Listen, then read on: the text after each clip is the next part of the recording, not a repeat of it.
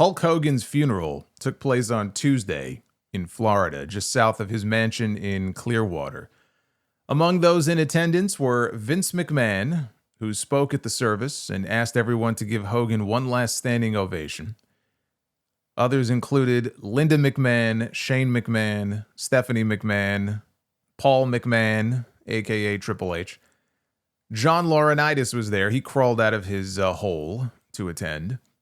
Ric Flair, Eric Bischoff, Kevin Nash, Big Show, Sting, Lex Luger, Ted DiBiase, Jeff Jarrett, Hacksaw Jim Duggan, Brutus Beefcake, Jacques Rougeau, Jimmy Hart, Brian Blair, Dennis Rodman, Kid Rock, Theo Von, and Bam Margera.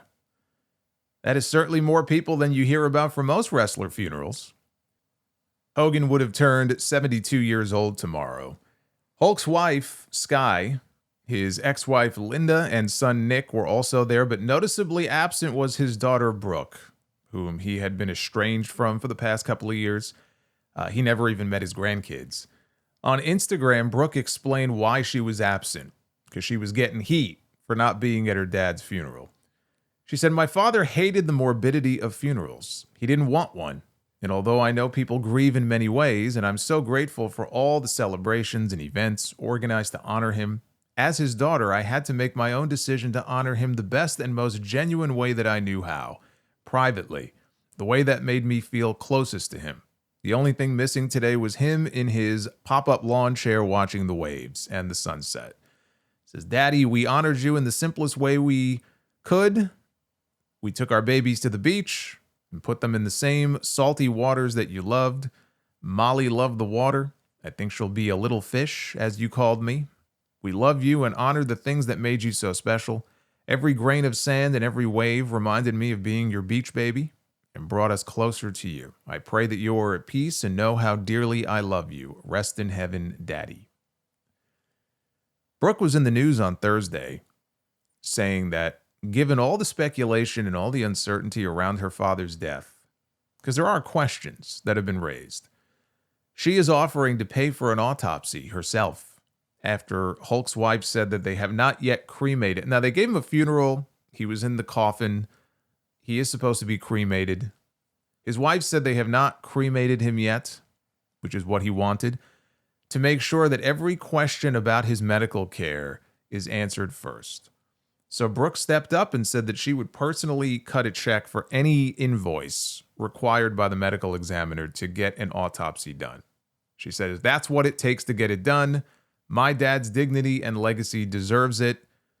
She finds aspects of her father's death very fishy, especially the stuff about him having a history of leukemia, which was news to her. And she was talking, she called into Bubba the Love Sponge before she made this offer. She called into Bubba the Love Sponge, and she was talking about a litany of different things, including his care. She always used to, basically be the point person for all of his medical care and getting his blood checked and all that stuff. Now, that hasn't been the case now for at least a couple of years.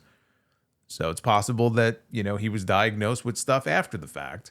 But she just finds it all very fishy. But she called into Bubba the Love Sponge on Tuesday, which shocked Bubba, because he used to be very close with Brooke. Obviously, he was Hulk's best friend. He knew the family very well. And he had a very close relationship with Brooke. He was like an uncle to her. And the two of them had not spoken since 2011. So, he's doing his radio show, and, one of his co-hosts says, "Hey, we got a woman on the line who claims to be Brooke." It's like, "Brooke Hogan?" Like, "Yeah." And he got very nervous. Right, he couldn't imagine why she was calling in, but he assumed it was probably for no great reason. He thought it was going to be a disaster. But she put his mind at ease right away and said that she doesn't blame Bubba for anything. She just wanted to set the record straight on a few things. One of the big reveals from the conversation was Brooke admitting that her father told her that Bubba was not the one who leaked the sex tape all those years ago, the one with Hogan on it calling himself a racist and using the N-word. Yeah, that one. Hogan was having sex with Bubba's wife on there. He had asked his good friend if he could have sex with his wife because he was down on his luck. His life was falling apart. He might have been going through his divorce at that point. And I guess just went to Bubba and said, "Hey, I'd like to have sex with Heather." And he was like, cool. I mean, who among us has not asked our best friend the same thing? If I asked my best friend that, he wouldn't be my best friend anymore. But for years, people have blamed Bubba for leaking that tape. So he was very appreciative of her admitting that he wasn't the one responsible, although he did say, I wish you would have come out years ago and said this because it kind of ruined my life. But, better late than never. It was actually someone who worked for Bubba at the time. I won't say the person's name because I don't know if it was ever confirmed to be him, but if you care enough to know, it's out there. Now, another big takeaway from their conversation, and this one did not make Hulk Hogan look great at all. This one's actually pretty despicable. Bubba said that he wasn't looking to upset her, but he asked her, do you remember Christmas Day, many years ago, getting a letter from her record label terminating her music contract? And Bubba revealed that he helped her father write that letter. It did not actually come from her label. She thought it was a real letter, on Christmas no less.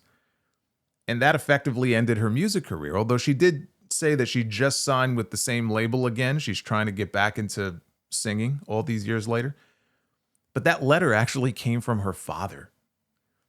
Bubba claimed that Terry did it because he wanted to get her away from the label and split the sides up, including Stax, who was the rapper that Brooke was dating at the time. He was the son of Cecil Barker. Barker was the owner of the label. Stax is the guy that Hulk was referring to in the sex tape when he dropped the N-word multiple times and said he was a little racist. Not a lot racist, just a little racist. But it would be okay if she was dating an NBA player. That would be okay, apparently. He said Brooke had a 2-year deal at $750,000 per year with the record label. And Bubba said that Hogan, Eric Bischoff, and Jason Hervey wanted Barker to instead take that money and fund Paul White, Big Show, as a boxer. He said the idea was that they would drop Brooke's contract and convince the owner of the label to put up $3 million for Paul White to move to Miami. They would buy him a house, and they would have him trained to be a boxer for a year. God, I do remember that. Hogan got this idea in his head that they would make a fortune backing Big Show as a boxer. This is, well, it had to be around the time that Big Show left WWE. I mean, physically, he was not in good shape at all. And it was probably after he lost the ECW title in that awful December to Dismember match, the Elimination Chamber. Lost it to Bobby Lashley, and then Big Show left the company. So that would have been around that period of time. But yeah, I remember that. There was a great story on this. I had to go back and find it. It's still online from 2016 by David Bixenspan on SB Nation. In a deposition in 2012, Paul White said that Hulk introduced him to Cecil Barker.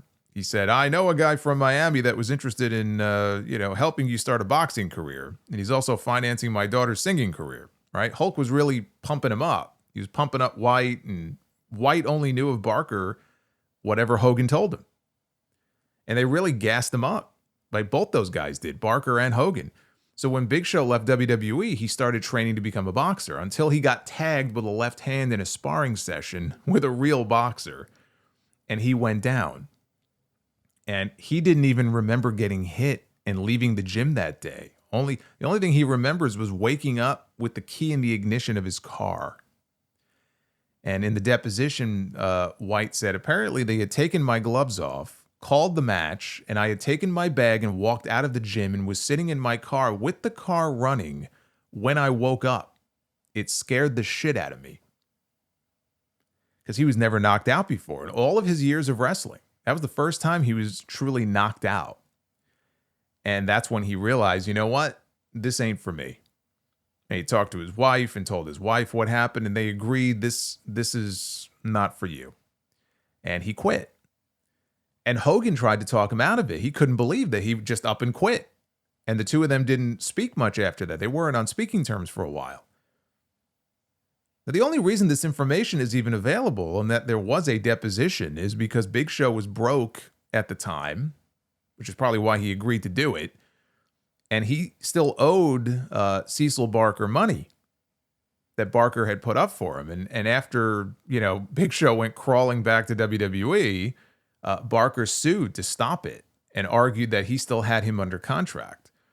And I know that litigation dragged on for years and years. I don't remember what or if it was ever really resolved. But anyway, that showed what Hogan was most interested in. He didn't give two shits about the man's health or the fact that Big Show spoke to his wife and they decided, you know what, it would be best not to pursue this since you got knocked out cold.